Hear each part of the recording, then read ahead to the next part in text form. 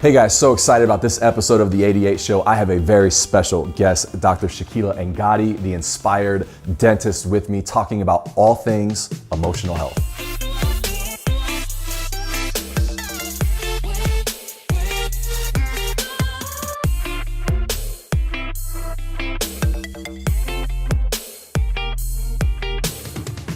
Thanks for being here. Tell me, let's go back to the start a little bit. Like how did you even get into dentistry? Dentistry, oh man. How long is this? Yeah. No, dentistry, I got into dentistry thinking that I wanted to help people. For me, it didn't come right into like, oh, I want to be in people's mouths. Like nobody really grows up dreaming of being in people's mouths. But the idea of helping people and helping them feel better has always been like super ingrained in what I wanted to do. So it was very optimistic, but in a good way. I think most of us going into dental school, we're like, we're gonna save the world. We're gonna like change people and define, what they can be. So that's what kind of led me into it, but you don't realize what you're getting into until you're already in it. Right. And so then you've got this kind of typical path of being an associate and then getting your own practice and then success and then family and all this stuff, and then right up until you made a big move this year. I finished dental school. I married an amazing person. We had a child. Then 10 months later, I bought a practice, and we sat there and I'm like, what am I doing? Like, what am I doing this for? What am I doing? Why am I not happy? Like, if all the choices we make are supposed to equal success, why am I not happy with it? I think that the quintessential idea of I'm a dental success is buying a practice. And that's what you get out of school thinking that is your goal. But not everybody is cut out to own a practice, and they don't realize that. But two, it's not always what you think it is. And the expectation that things are going to get easier buying a practice is not such. You start second guessing every choice that you've made. And that's hard. That's really hard. One of the podcasts I had heard you on, you made this quote that said, it's like every great story has a struggle. That's where I think my whole journey has been so amazing, is that I've embraced the mess ups. Like messing up is good. Struggling was good. The best thing that happened to me was hitting rock bottom and feeling like a failure. That was the best thing that happened to me, because that's where I had to ask myself the hard questions. Like, what is it that I want?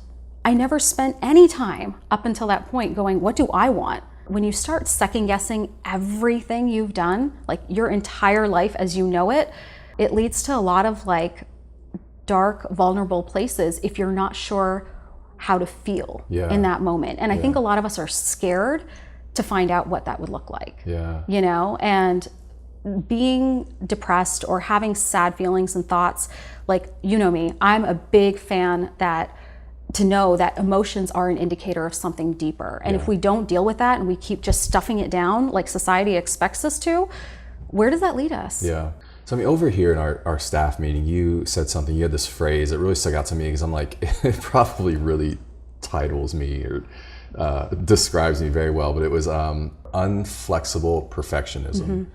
And when you said that, I was like, dang, I feel like I'm recovering from that. And there's times I'm really good with it, but then there's times where I'm like, you kind of default back into it. But you said dentists struggle with that. What is that? Tell us about it. I think it's the idea that once you've made a decision, that is it. And it has to go to perfection every single time. You're not allowing for the reality of life to come in.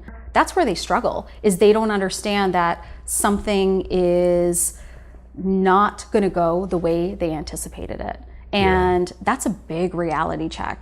What do we do then? Do we sit and go, I'm an absolute complete failure? Or do we exercise the idea that if this didn't work out, what else is there? And if we've already blocked ourselves, I'm a failure, I can't move, I can't change, this was supposed to go the way it was supposed to go, and we stay in that space, then how do we grow? Like, there's a lot of good that can come out of our mistakes, And I think that as a recovering perfectionist, one thing you realize is it's good to have goals and it's good to have ideas, but it's not good to expect no change. If change is the constant and that's what we need to accept, wouldn't that change the way we think about everything? Yeah, right. Like we have, as humans, we like stability. We like to have the idea that once we're in this happy place, we're going to stay there. But what if that's the outlier and change is actually what is the constant? Yeah. Probably one of the biggest lessons, honestly, I've learned as a business owner is that I am the most demanding boss that I know, to myself. Like, take all the bosses I've ever worked for, and I've had some demanding ones. Like, as soon as it was like I was my own boss, I took that to like a whole nother level, and quickly realized that that was suffocating. Yeah. It was heavy. Yeah. It was like this heavy burden on my shoulders, you know? And so it's like, I can barely live up to that, much less anybody else. Yeah. And so quickly had to like kind of deal with that and my drive and ambition and those things.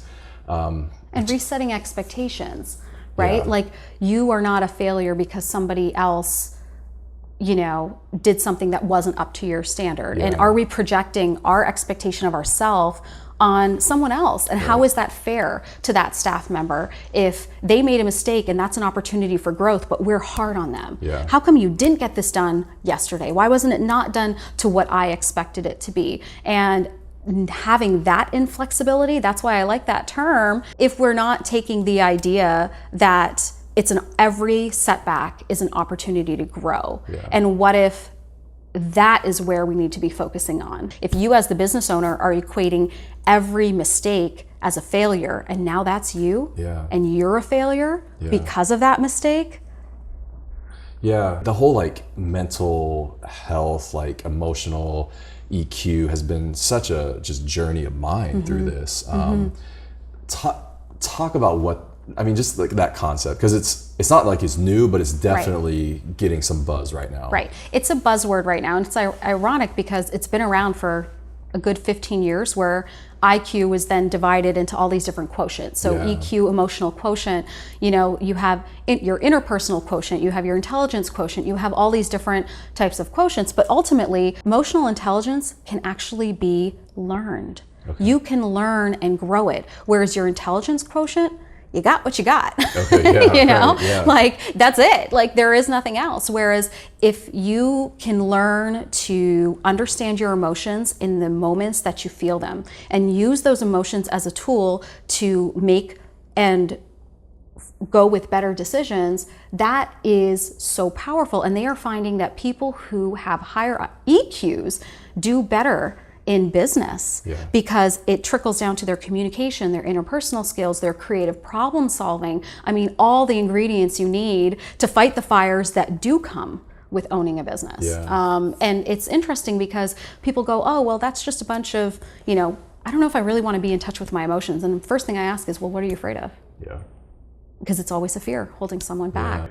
So instead of like the dentist spending their money on the next clinical education course that comes up, you'd make the argument for investing it in their emotional intelligence. Oh, absolutely. But is that a hard sell? I think it is because of the mindset of what they equate to success. If I'm a better clinical dentist, I will be more successful. But in my eyes, it's if I'm a better leader, if I'm a better visionary, I think it comes down to what do you want as a leader and as a business owner, and then grow everything outside of that. Your patients aren't going to come to you because you have a syrup machine.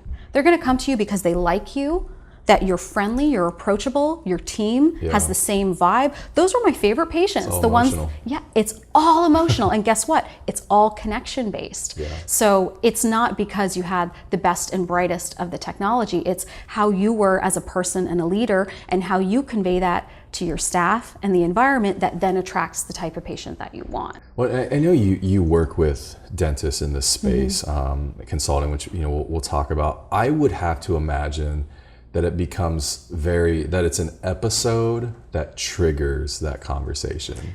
I think it's a domino effect. I think it's multiple things that get to the point where they've tried so many things. They've tried all the consulting, they've tried all the business stuff, every time there's a problem, we as dentists seem to think it's a business issue or it's a clinical issue. They don't always necessarily want to think that maybe the issue is me, because that was my journey where I'm going, I have the practice, I have the kid, I have the marriage, I have everything on paper. Like, maybe the issue is actually me. Maybe I'm the issue. And is that really a comfortable conversation to have with yourself? Yeah, no, for sure. People don't want to admit that that's an uncomfortable, but what if when we're uncomfortable, what if that's the space that we need to be in to figure out how to grow? Yeah. I think being uncomfortable is a good thing. Yeah. I want you to kind of speak to this for a second, but there's this whole concept too of like a business owner and getting everything that you want and realizing there's not happiness there. And we've all heard that, like, but it's really, really true. But do we believe it? Well, yeah, that's probably it. Do we believe it? You hear it, but do you? Do you believe it? Right. Like, you know that there are people that are successful financially, but they are unhappy as humans. And I think that's a culmination of not paying attention to the inside of who we are as humans and putting everything on the outside. Money or something in the future. If you can't be happy now, how on God's green earth are you going to be happy later? I feel like people, though, they justify it. They're like, let me figure that out with all the money. I'm going to be happy when. Right. But what can money not buy? Money can't buy you the presence of living in the moment that is right now. Yeah, that's so true. You can't. And it is exhausting to think that we're going to find happiness sometime in the future and not think about how can we create our happiness right now? What is going really, are we really that unhappy now that we can't even find any semblance of gratitude in the moment that we are? Like, do we have to wait for a vacation to smile? Like, do we have to wait for a vacation to see our spouse, or, you know, to like cherish the moment with our child? Like, why do we constantly push off happiness? And for me, I think we get distracted. In this day and age, our mind is so distracted. Like, we are living in the age of distraction. We're living in an age of information, which is good because everything we access is within hand's reach, a computer, an iPad, an iPhone, whatever.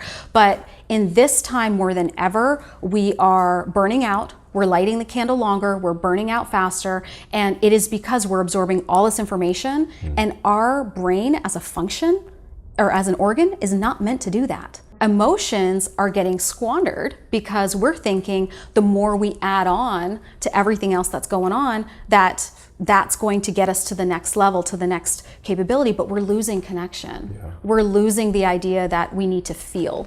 If we put even half as much time into how we feel versus what we learn or what we're trying to access, be a happier society. I mean, that's a societal issue, not even, for sure. We're going really deep there. So do you recommend like social media fasts, phone fasts? Like, what's your take on that? Honestly, I think I'm a better believer because I've done it. I've done the social media fast. I've done the iPhone fast. And I think everything in moderation. I think if you know where your boundaries are, you know that you need to put a limit, but we can't substitute the moments that we have right now and for something that's not reality. So what I mean by that is if you're at home with your kids, right, and they're doing something like playing a puzzle on the ground, something that kids want to do, you know, what is it that you're doing? Are you checking your phone or are you actually engaging with them? Or if you're out for coffee, are you on your phone looking at something else, or are you actually getting to know the person? I think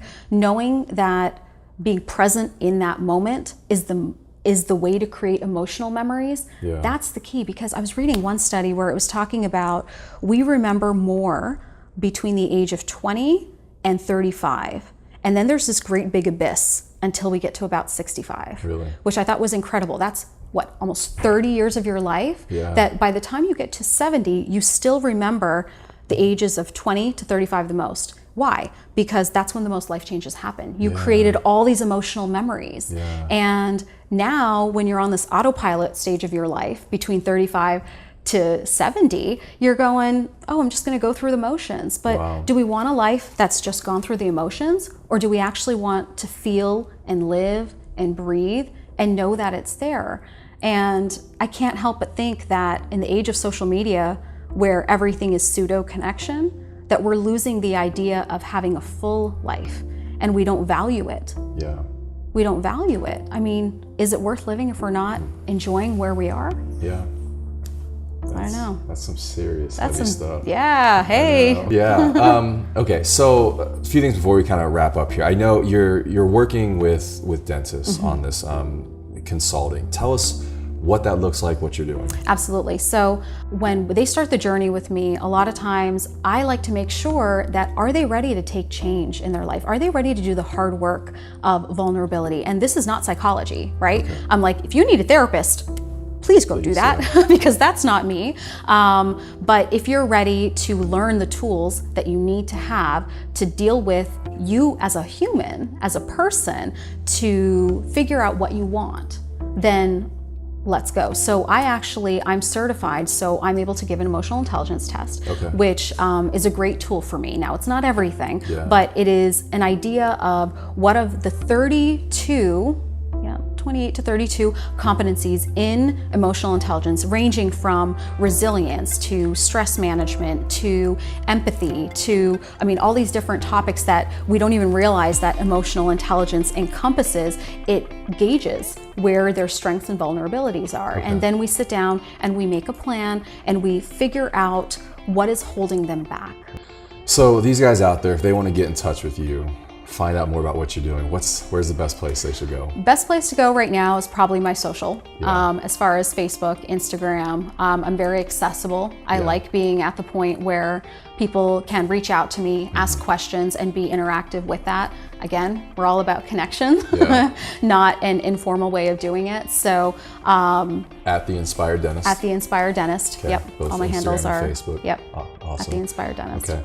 Well, I totally appreciate you being here. I think this is a conversation. I wanted you here just because I think this is a super important conversation that needs to be had. So thank you so much for being here. Guys, if you want to reach out to Shakila, please do that. I think it'd be an investment completely worth the time, just so valuable many times over. Before we let them go, I always like to let the guests do the question of the episode. So you got a chance to ask viewers, podcast listeners, any question you want. What do you got? I would say, are you willing to accept where you are right now as the happiest you've been? And if not, what are you going to change?